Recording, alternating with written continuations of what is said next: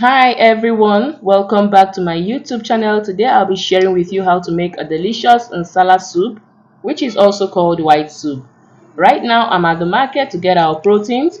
So after so much bargaining, I'll be getting this and she will help me remove the feathers and then the killing while I do the washing and cooking. Right now I'm done washing with some salt and some vinegar and I'll be taking them straight to the pot. Here I have my stockfish and dry fish also going into the pot. Next, I'll be adding our roughly blended pepper. Feel free to add this according to your desire and taste. Next, I'll go in with our bouillon cubes.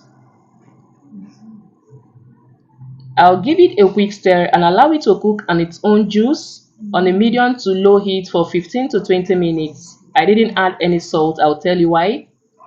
I gave it a quick stir and then shortly I'll be proceeding to add our peeled washed yam, which will serve as our thickener and part of it will serve as our swallow.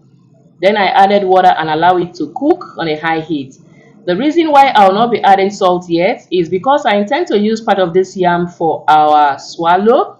If I add salt or if I had added salt at the very beginning, it will make our yam not to combine very well and have this stretchy consistency. Okay, so right now I've added our salt, I've added our blended prawns, dry prawns of course, I've added our blended crayfish, some bouillon and our ogilisi, which is called the fermented locust beans.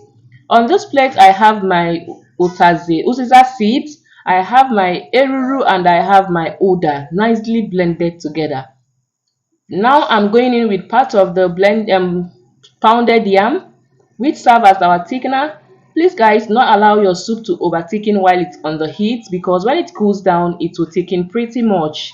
So this is the perfect consistency you want to have. I've added our vegetables. I'm using scent leaf for this soup. Feel free to use any leaf of your choice. Okay.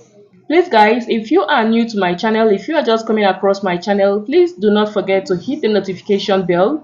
Kindly subscribe to my YouTube channel to get notified whenever I post new videos. Thank you so much if you've done so, I appreciate. And to all my returning viewers, I appreciate you all. Thank you so much.